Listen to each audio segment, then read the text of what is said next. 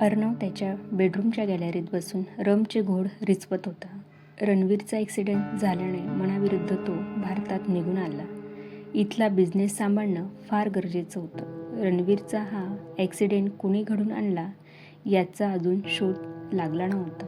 त्याच्या डोक्यातून विचार जात नव्हते. वैतागून त्याने रोहनला कॉल केला. Rohan, Arnav here. Hotel Grand इनला रूम नंबर 235ला मी अर्ध्या तासात पोचतोय, अर्णव म्हणाला. नो प्रॉब्लेम सर, तुमचं काम झालं असेल, रोहन म्हणाला. गुड. अर्णवने कॉल कट केला. त्याने आवरायला सुरुवात केली. यार, किती उशीर झाला आज. दादा फक्त घरी आलेला नसू दे म्हणजे झालं, नाहीतर माझ्यामुळे सगळ्यांना त्याचे परिणाम भोगावे लागतील, काव्या अस्वस्थ होत म्हणाली. तिने घरात पाऊल ठेवला. घरात पूर्ण शांतता होती. काव्याची वहिनी स्वरा, तिची आई, बाबा सगळे घाबरून उभे होते. आलात आपण? या या. स्वरा, तुमच्या लाडक्या नंदेची आरती करून तिला घरात घे समर्थ, तिचा दादा गरजत म्हणाला. अहो, तिची ट्रेन मिस झाली असेल. हो ना काव्या, वहिनी घाबरत म्हणाली. चुप, एकदम चुप. स्वरा, तुमच्या लाडक्या नंदेला सांग म्हणावं, आत्ताच्या आत्ता बॅग भर आणि चालती हो घरातून, दादा ओरडत म्हणाला. दादा प्लीज एक ना, नवीन बॉस आलाय त्यामुळे, काव्या बोलतच होती की दादा गरजला. नवीन बॉस सोबत गुलछडे उडवत होतीस तू? हेच संस्कार दिले आम्ही तुला, आई ओरडत म्हणाली. श्रीमती, अहो काय बोलताय तिला, गुणाची आहे माझी पोर, बाबा कातर आवाजात म्हणाले. बिचारे व्हीलचेअरवर असल्यामुळे त्यांचं यांच्यासमोर चालत नव्हतं. तुम्ही गुपचूप बसा. तुमच्यानी या स्वराने बिघडून ठेवलंय तिला. कधीपासून सांगतोय विक्रमशी लग्न कर, पण ऐकते काय कार्टी, आई चिडत म्हणाली. अगं, तो विक्रम 12 वर्षांनी मोठा आहे हिच्यापेक्षा. एवढी वाईट आहे का माझी लेक की कुणाच्याही गळ्यात माराल? बाबा, पैसा आहे ना त्याच्याकडे, तेवढं बस नाहीये का? आई, ती पण कमवते ना बाबा. ओ पिताश्री, तुमचं बकवास बंद करा. एक तर हिने त्या विक्रमसोबत लग्न करायचं, नाही तर या घरातून चालतं व्हायचं. जाम झाली हिची किचकिच. आता काय हिच्या पडून जायची वाट पाहायचं, समर्थ चिडत म्हणाला. बाबा सांगा ना यांना. स्वरा, पोरीला बॅग भरायला मदत कर. निघ बाडीतून, तुला तुझ्या बापाची शपथ आहे. तू गेली नाहीस तर मी माझ्या जीवाचं बरं वाईट करून घेईन, बाबा रडत म्हणाले. अहे म्हाताऱ्या, नाटक बंद कर. ये जा, तिची बॅग भरायला मदत कर. जाऊ दे एकदाची कटकट, समर्थ बडबडत म्हणाला. नी आत निघून गेला. काव्याची आई पण पाय आपटत आत गेली. ते दोघे गेले तसं काव्या बाबाकडे आली. बाबा, काव्या रडत त्यांच्याकडे पाहू लागली. पोरी, निघ तू इथून. या नरकात राहण्यापेक्षा दुसरीकडे कुणीकडे तरी राहा. जा बाळ जा, बाबा डोळे पुसत म्हणाले. काव्याने रडत बॅग भरायला घेतले. एकदाच्या रात्री ती कुणीकडे जाणार हा प्रश्न होता. तेवढ्यात तिला नेहाची आठवण आली.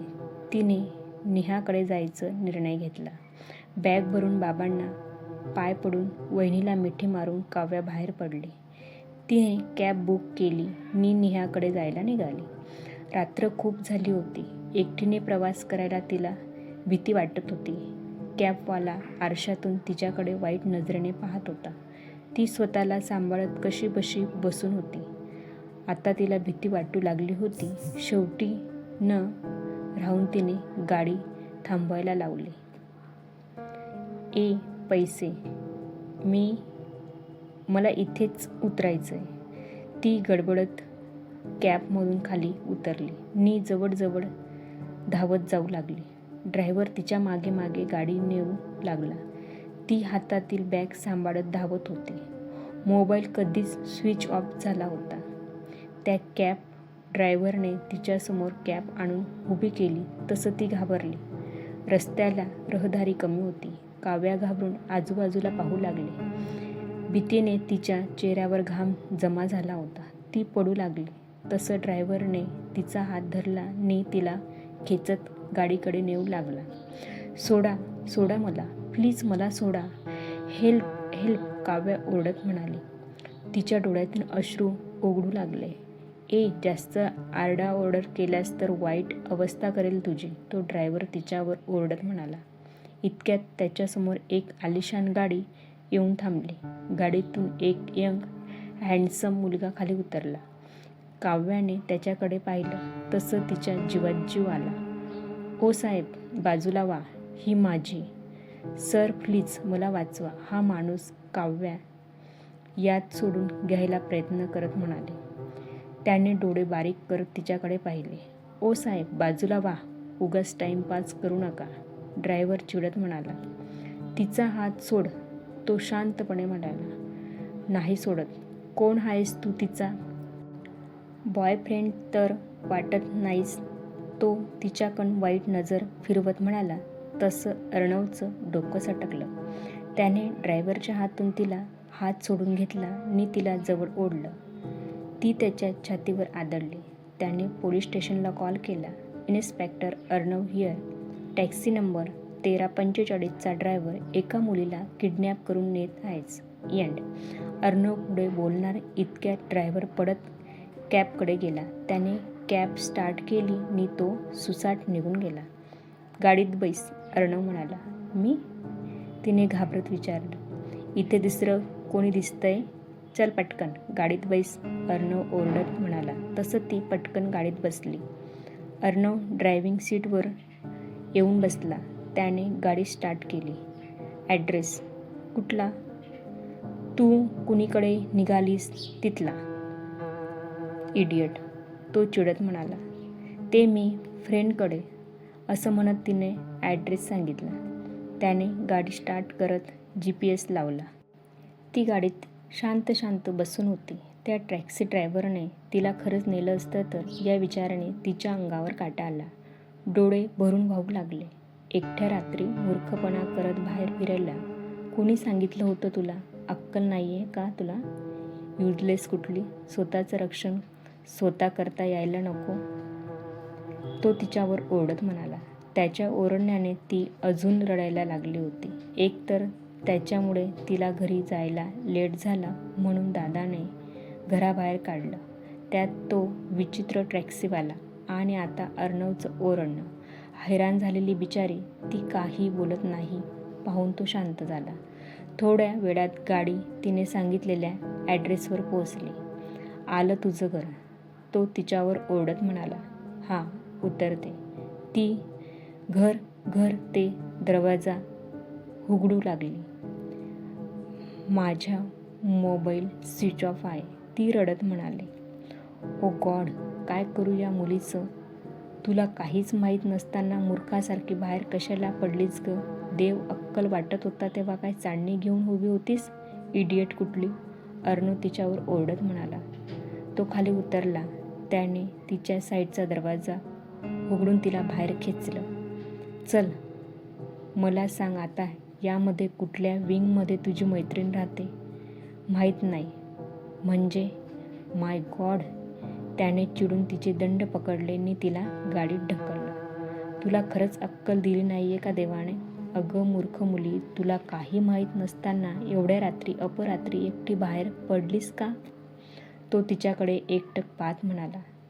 तो तिच्या एकदम जवळ होता. ती मान खाली घालून उभी होती. मला घराबाहेर काढलं, माझी काही चुकी नाही, प्लीज मला ओरडू नका, ती रडत रडत सांगू लागली. तिचं बोलणं ऐकून त्याने तिला सोडलं. घराबाहेर काढलं म्हणजे? तो ते दादा, मला उशीर. तिला धड बोलता येत नव्हतं. रडून रडून बेहाल झाली होती ती. तिची अवस्था पाहून तो शांत झाला. लिसन काव्या, तुला तुझ्या फ्रेंडचा नंबर तरी माहिती आहे का? माझ्या मोबाईलवरून कॉल कर. नाही माहीत, ती डोळे पुसत म्हणाली. हद्द आहे यार, त्याने डोक्यावर हात मारला. चल बैस गाडीत, हॉटेलवर जाऊ, तो म्हणाला. ओ हॉटेल? नको नको, ती घाबरत म्हणाली. हॅलो, मला तुझ्यासोबत असं तसं करण्याचा बिलकुल शौक नाही आहे. अशा डाऊन मार्केट मुलीसोबत रात्र काढा इतकी वेळ माझ्यावर अजून तरी आलेली नाही. समजलं तुला? तुला एकटीला सोडायचं नाही आहे म्हणून म्हणतोय. कम ऑन, आत बस. त्याने गाडीचा दरवाजा उघडून तिला आत बसवलं. नी गाडी ग्रँड इनकडे घेतली. अर्णवची गाडी हॉटेल ग्रँड इनमध्ये एंटर झाली. ते आलिशान हॉटेल पाहून काव्याचा ऊर दडपला. एवढं मोठं हॉटेल? सर प्लीज, मी याच. काव्या डोळे मोठे करून आजूबाजूला पाहू लागली.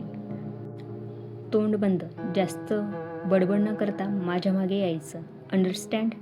तो आवाजात जरब आणत म्हणाला. हा.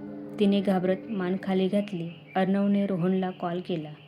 Rohan, I am not coming in room no. उस लड़की को वापस भेज दो. पैसे तुम्हें मिल जाएंगे. और हाँ, अरेंज द अंदर रूम. अर्णव म्हणाला. समोरनं ओकेचा सिग्नल आला तसं त्याने कॉल कट केला. कोण मुलगी? तिने भीत विचारलं. None of your business. तो बेफिकीरपणे म्हणाला. हां. ती थोडी घाबरत म्हणाली. अर्णवने गाडी पार्क केली. त्याने तिच्याकडे पाहिले आणि घाबरून बसून होती. त्याने नकारार्थी मान हलवली. उतर गाडीतून. अर्णव. हा. काव्या तिची बॅग घेऊन खाली उतरली. तिच्या हृदयात धडधड चालू होती. Follow me. अर्णव लिफ्टच्या दिशेने जात म्हणाला. तीही त्याच्या मागे मागे आत आली. तसं फ्लोअरला रोहन थांबून होता. अर्णवसोबत एका मुलीला पाहून त्याने डोळे बारीक केले. की अर्णव रोहनला म्हणाला. सर. रोहनने रूमची चावी अर्णवच्या हातात दिली. यू मे गो नाव. अर्णव. या. रोहनने काव्यावर नजर टाकली आणि तो तिथून निघून गेला. काव्याला खूप ऑकवर्ड वाटत होतं. Follow me. अर्णव तिच्याकडे पाहत म्हणाला. ती त्याच्या मागे रूममध्ये आली. रूम कसली आलिशान लाऊज होती तो काव्या डोळे फाडून फाडून पाहू लागली. फ्रेश हो आणि झोपून घे. उद्या सकाळी ऑफिस आहे आणि मला उशिरा आलेलं एम्प्लॉय आवडत नाही. अर्णव चिडत म्हणाला. तुम्ही कोणीकडे झोपणार? कुणीकडे म्हणजे? बेडवर. काय म्हणजे याच रूममध्ये? तिने घाबरत विचारलं. तुला काय वाटलं एवढ्या एक्सपेन्सिव्ह ब्लाऊज मी तुझ्यासाठी घेतलाय? इडियट. जा फ्रेश होऊन झोपून घे. बेडवर नाही, तिथे सोफ्यावर झोपायचं. कारण माझ्यासोबत बेडवर झोपलीस तर? नाही नाही, नको नको, मी सोफ्यावर ठीक आहे. काव्या कसंबसं म्हणाली नी पळत बाथरूमकडे निघून गेली. ती गेली तसं अर्णव स्वतःशीच हैराण झाला. मी या मुलीसाठी इतकं का करतोय? कुठे ना राहिली असते ती. मला काय घेणं देणं होतं? अर्णव मूर्खासारखा वागतोय तो. अर्णव स्वतःला बडबडत आऊच. आतून काव्याचा आवाज आला. ओ गॉड, आता या मुलीनं काय गोंधळ घातला? अर्णव बाथरूमच्या दिशेने गेला. त्याने दरवाजावर टॅप केलं तर दरवाजा उघडा होता. हद्द आहे या मुलीची. तो दरवाजा उघडून आत आला. काव्याने चुकून शॉवर चालू केला होता नी तो तिला बंद करता येत नव्हता. बंद करण्याच्या नादात ती पूर्ण भिजली होती. You R such impossible. हो बाजूला. अर्णव तिच्यावर ओरडला नी तिला बाजूला व्हायला गेली नी इतक्यात तिचा पाय सटकला. तिने आधारासाठी अर्णवला धरलं. तो बेसावत असल्याने तिच्याकडे ओढला गेला नी दोघे बाथटबमध्ये कोसळले. काव्याचे होठ अर्णवच्या होठावर प्रेस झाले. क्षणभर ती अवाक झाली. तिचे डोळे विस्फारले. त्याची पण काही वेगळी अवस्था नव्हती. असं नव्हतं की आजपर्यंत त्याने कुठल्या मुलीला किस केलं नव्हतं. तसं तो शौकीन होता, पण त्याच्या परवानगीने खेरीज कुठलीही मुलगी त्याच्याजवळ आली नव्हती ना त्याने येऊ दिलं. तो रागात तिच्याकडे पाहू लागला. ती त्याच्यापासून दूर जाऊ लागली. त्याने तिचे केस घट्ट पकडून तिला जवळ खेचलं. तो तिच्या होठवर पॅशनेटली किस करू लागला. त्याच्या स्पर्शात राग होता. ती मात्र बाव चढून गेली होती. तिला श्वास घेणं कठीण जाऊ लागलं. तसं त्याने तिला स्वतःपासून दूर केलं. ही पनिशमेंट आहे तुझी, माझ्या मर्जीविरुद्ध मला किस केल्याची. समजलं तुला? सॉरी, मी मुद्दामून केलं नाही, ती थरथरत म्हणाली. त्याने तिला दूर ढकललं आणि तो बाहेर निघून गेला. तीही टबमधून बाहेर आली. तो चेंज करून गॅलरीत निघून आला. त्याच्या नजरेसमोर तिला घाबरा चेहरा आला. जरा वेळाने त्याने दोघांसाठी कॉफी मागवली. तोपर्यंत ती चेंज करून बाहेर आली होती. वेटरने कॉफी आणून दिली तसं त्याने तिच्याकडे पाहून इशारा केला. तिने गपचूप कॉफी प्यायला सुरुवात केली. तसंही दुपारनंतर तिच्या पोटात काहीच गेलं नव्हतं. गरम गरम कॉफी पोटात गेली तसं तिला बरं वाटू लागलं. ती सोफ्यावर मूठकुडी करून झोपली होती. आजच्या या एका दिवसात किती आणि काय घडलं होतं तिच्यासोबत. अर्णवचं ऑफिसला येणं, घरी जायला उशीर होणं, दादाने रात्रीत घराबाहेर काढणं, टॅक्सीवाल्याचं विचित्र वागणं आणि आता अर्णवसोबत घडलेला किस्सा. काश माझा मोबाईलला चार्जिंग असती तर. मी नेहा नाहीतर सीमा. अरे देवा, मोबाईल चार्जिंगला लावायचा राहिला. काव्या सोफ्यावरून उठली. तिने पहिले मोबाईल चार्जिंगला लावला. ती तोंडातल्या तोंडात फुटत होती. अर्णव तिच्या अशा वागण्याने वैतागला. मूर्ख आहेस का तू? आता सुखाने झोपूनही देणार नाही का? काय कटकट आहे अर्णव. सॉरी, ते माझ्या मोबाईल चार्जिंग. काव्या घाबरत म्हणाली. मला सांग, एवढ्या रात्री घरच्यांनी तुला घराबाहेर का काढलं? कुणीकडे कांड करून आलीस का तुझ्या बॉयफ्रेंडसोबत? अर्णव, बॉयफ्रेंड? नाही, मला कुणीच बॉयफ्रेंड नाही. ते मला घरी यायला उशीर झाला म्हणून दादाने. काव्या हळू आवाजात म्हणाली. एवढ्या क्षुल्लक कारणावरून कुणी घराबाहेर काढतं का? तो आश्चर्यचकित होत म्हणाला. बरोबर बोलला तुम्ही, कारण ते नाहीच आहे. त्याची इच्छा आहे की मी काम सोडून त्या म्हाताऱ्यासोबत लग्न करावं. पण मी नाही करणार. मला स्वतःच्या पायावर उभं राहायचंय. ती बरोबर बोललीस तू. एवढी मोठी झालीस तरी तुला धड उभं राहता येत नाही, नीट वागता येतं. तो तोंड वाकडं करत म्हणाला. सॉरी, ती मान खाली घालत म्हणाली. आता गप्प झोप, अर्णव म्हणाला. हा. ती पटकन झोपायला निघून गेली. विचार करत करत तिला थोड्या वेळाने झोप लागली. अर्णव ही खूप थकल्यामुळे झोपून गेला. थोड्या वेळात काहीतरी धापकन पडल्याचा आवाज आला म्हणून अर्णवला जाग आली. त्याने पाहिलं, काव्या सोफ्यावरून खाली पडली होती. ही मुलगी माझं जीणं हराम करायला माझ्या आयुष्यात आले. त्याने रागाने तिला उचलून त्या सोफ्यावर ठेवलं. नजर तो झोपी गेला. थोड्या वेळात परत तोच आवाज त्याच्या कानी पडला. त्याने उठून पाहिलं, ती परत खाली पडली होती. माणूस आहे की कुंभकर्ण? आपण पडलो हे याची सुद्धी नाही या मुलीला. इडियट. त्याने तिला उचललं आणि बेडवर घेऊन आला. त्याने तिला बेडवर ठेवत इतक्याच त्याची नजर तिच्या चेहऱ्यावर स्थिरावली. तिच्या झुमकेदार कोरीव पापण्या तिच्या चेहऱ्याला शोभून दिसत होत्या. तिचे रेखीव डाळिंबी होठाखाली असणारा तीळ तिच्या सौंदर्यात भर घालत होते. असं वाटत होतं ते डाळिंब होठ खाऊन टाकावेत. तिच्या निकटच्या स्पर्शाने त्याच्या अंगात वीज पेटत होती. तो तिच्यावर थोडा झुकला. आज पहिल्यांदा त्याच्या छातीत धडधड होतं. तो तिच्या होठावर होठ टेकणार इतक्यात ती कुशीवडली. तिने त्याचा हात स्वतःभोवती गुरफडून घेतला. नाईलाजाने तो तिच्या शेजारी आडवा झाला. तसं ती त्याच्या कुशीत शिरली.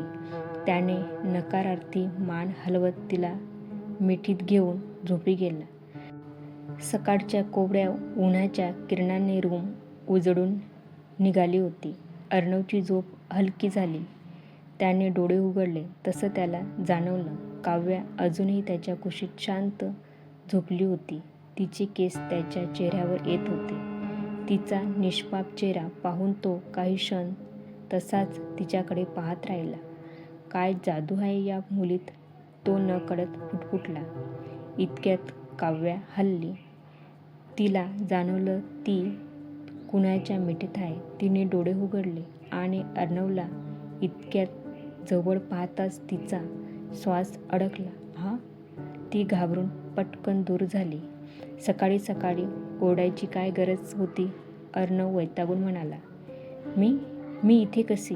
ती अजूनही गोंधळलेली म्हणाली. रात्री 3दा सोफ्यावरून पडलीस. शेवटी कंटाळून तुला इथे आणलं, तो उशीवर डोकं टेकवत म्हणाला.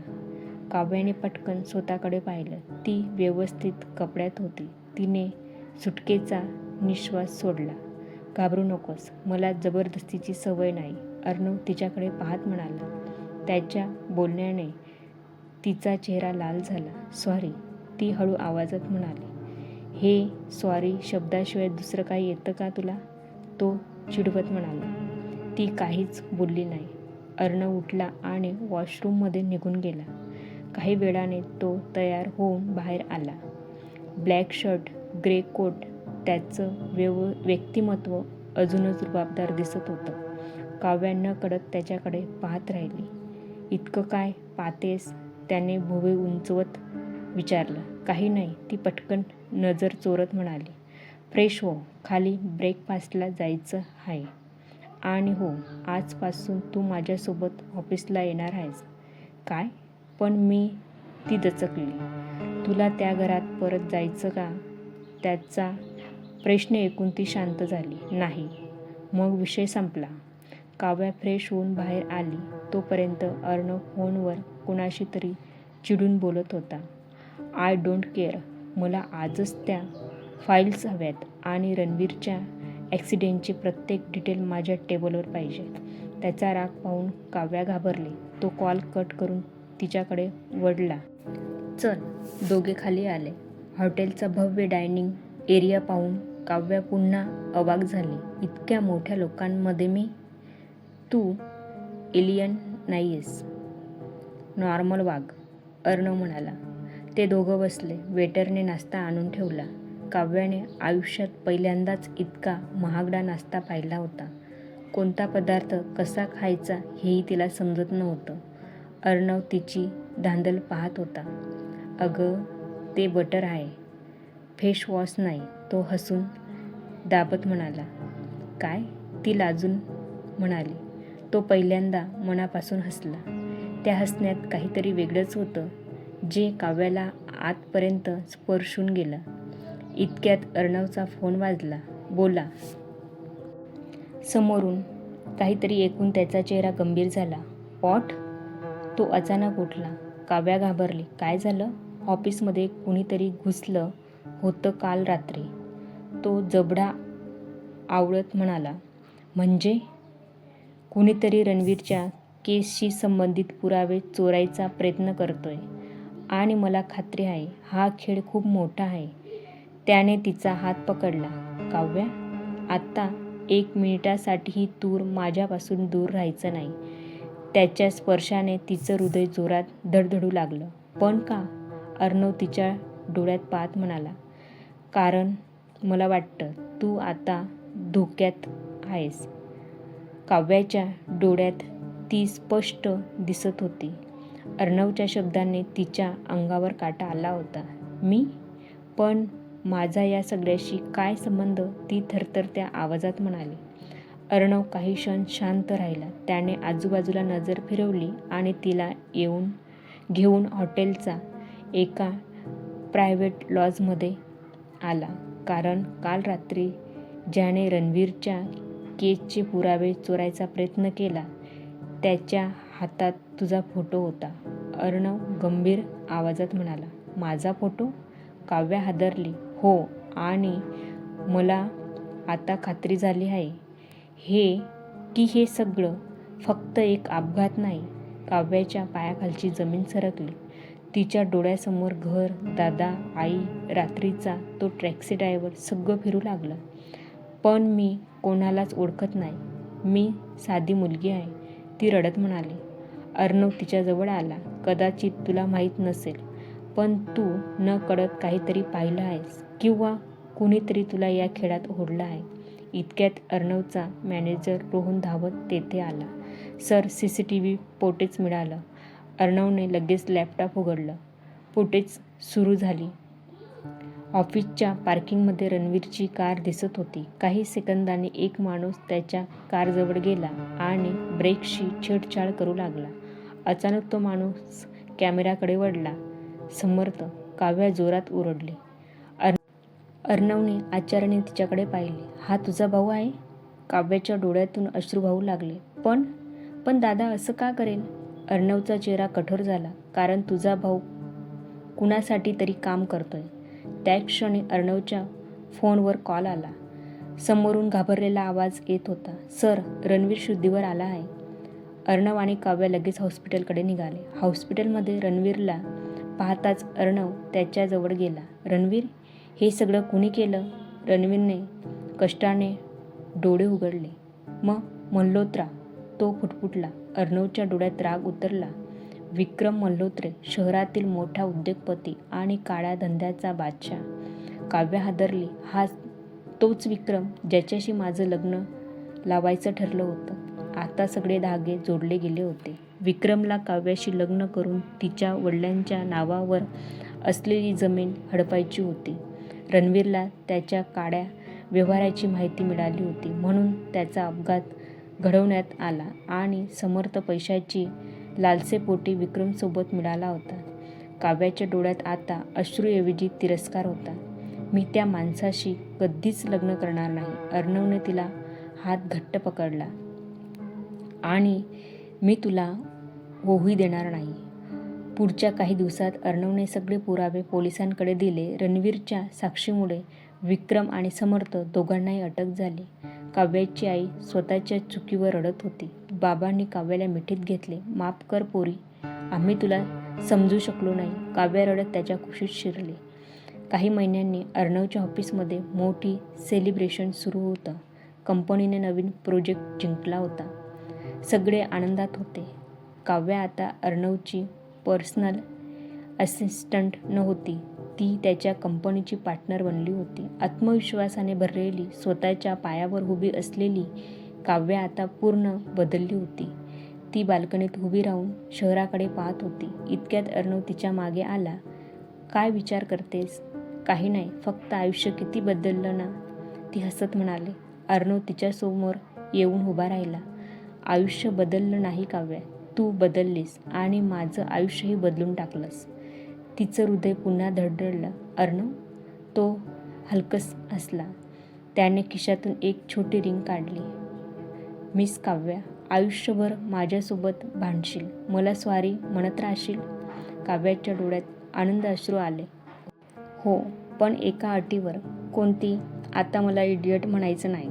अर्णव मोठ्याने हसला. ओके, पण कधी कधी म्हणे. ती लाजून हसली आणि पुढच्या क्षणी त्याच्या मिठीत शिरली.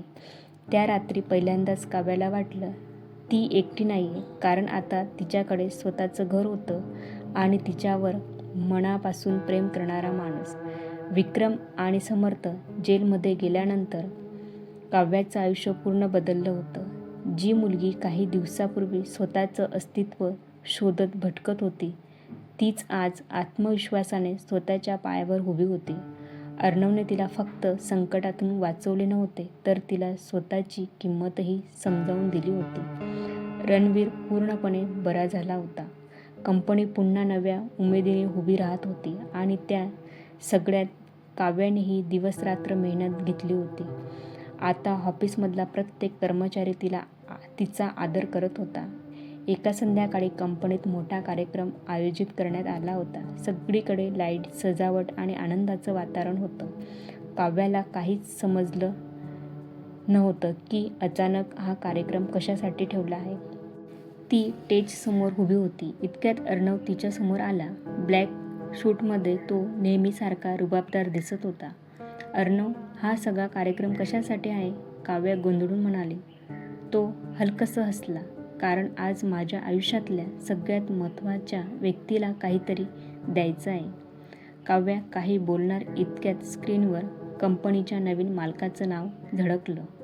Owner of R group of companies.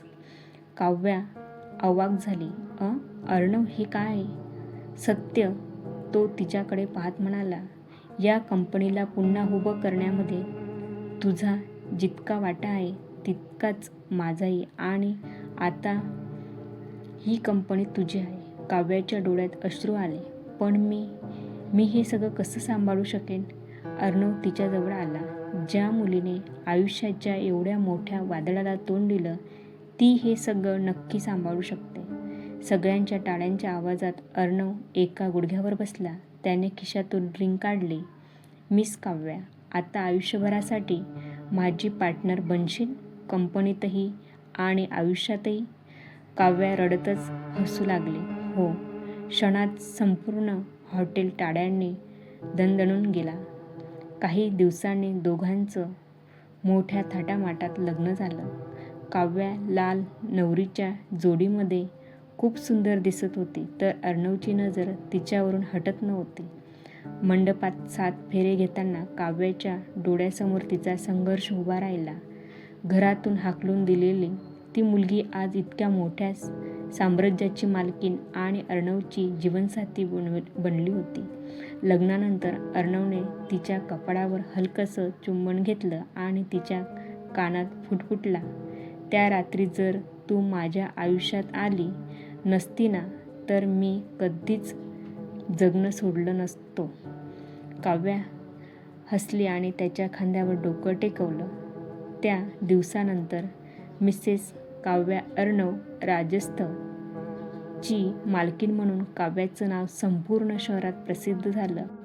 पण एवढं सगळं मिळूनही ती तशीच साधी राहिली. कारण तिला माहीत होतं, खरं श्रीमंती पैशात नसते तर आपल्या माणसांच्या प्रेमात असते.